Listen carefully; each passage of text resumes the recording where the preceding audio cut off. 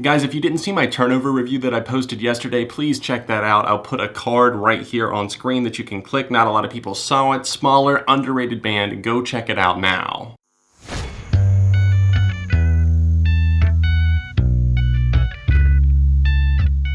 Hey everyone, John from ARTV. It's time for a review of the second album, the sophomore release by alternative rock band PVRIS. It's called All We Know of Heaven, All We Need of Hell, and the lyrical themes and the album title, of course, were inspired by poetry of Emily Dickinson. Now, I grew up reading a lot of her poetry just because we were given it in school and we were taught about her and that sort of thing, and it's not like people haven't been influenced by her before, but still, I thought it was pretty cool to see how this trickled into the musicality of the album, and especially even the lead single, Heaven. Now, I will say this, with their debut album, White Noise, definitely wasn't initially a fan. If you saw my review of that, I have warmed up to it a bit since then. Some of the tracks just really stand out more to me now, but overall, I didn't really see why that album was being thrown so much praise, just because overall it felt so lukewarm, and a lot of bands that are doing similar things just all seem to kind of get bogged down in the same ideas and the cycle. And this time around, I had high hopes for PVRIS. Definitely, I was loving some of the singles that they put out here. I was really digging the lead single, Heaven. It showed off Lynn Gunn's power as a vocalist, and that's one thing that I can say for this entire album. I like seeing how she's strengthened herself,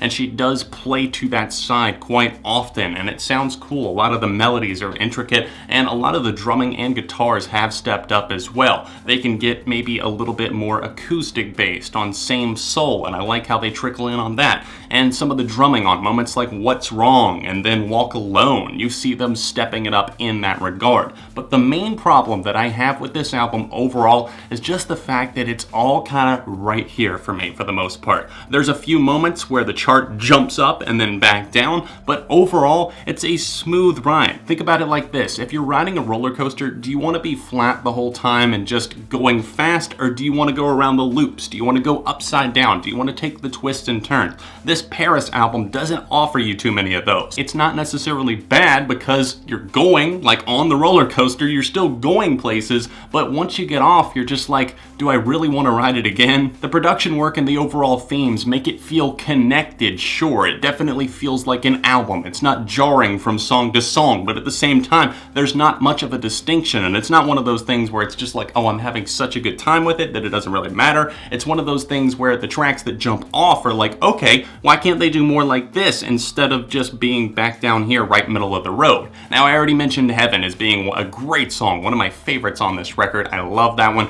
Kicked off the album, and an introduction to the album as the first single in a great way. Very explosive, and I wish that I had seen more of that anger and explosion, because on Heaven it seems like she's been stripped away from this relationship, this safe place that she was in. She no longer feels that comfort, and the way that she's almost wailing on this one, and I love the "you took my heart," the phrasing that comes right before she sings "you took my heaven away." That just shows a lot of emotion and impact. And then we see later in this album no mercy, a lot of anger. "Show me no mercy," she exclaims on this track as the drums start to thunder and the guitars roar and wail during the chorus of this. And I wish that she would take more command, because on some of the singles that they put out, she really did do that, and I feel like that's why I got so excited, because I heard Half, and that was a song where I really connected with the guitars. They felt a little bit more early 2000s than anything they had ever done before, and I'm definitely inclined to like music of that time, and I appreciate the nod in the guitar tone, some of the vocal patterns as well, and I think that overall that was a very, very strong track. And then even What's Wrong, that's another one that definitely combines a little bit of that electronic flair that they had on their first album and mashes that with more of the rock sound.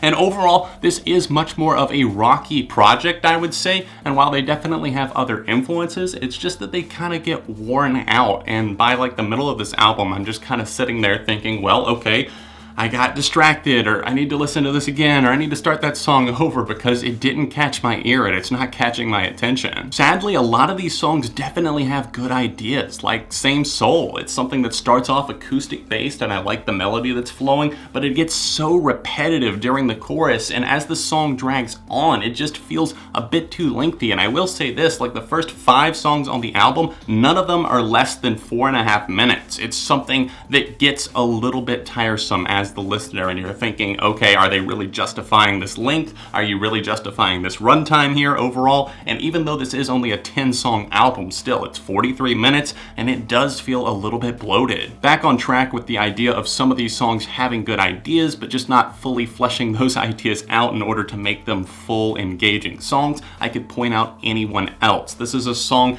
that definitely just seems like PVRIS on cruise control. It doesn't seem like there's a ton of passion there. And while I admire some of the chilling moments that definitely come through here, I don't feel like they strike me as important as some of the ones that came up even on their debut and some of the other cuts here. And whenever you stack them up against each other, it's like, why would I come back to these moments when, one, I could come back to other songs from this band that stand out so much more and they make this album feel a bit disjointed as a whole, and two, there's other bands in the rock scene doing things a lot better and overall in terms of their albums, I would say in more of like a distinctive and more of a standout-ish type way. I don't want this review to come off like I am slamming PVRIS, because that's not true whatsoever, and I'm sure many people will enjoy this album, but just as somebody who listens to a lot of music, you look for things to actually jump off the page to you. And if you don't listen to a ton of bands, or if PVRIS are like one of the only bands that you listen to, you're probably going to listen to this and love this because it's a continuation and evolution of their sound. But when you've heard as much music as I have,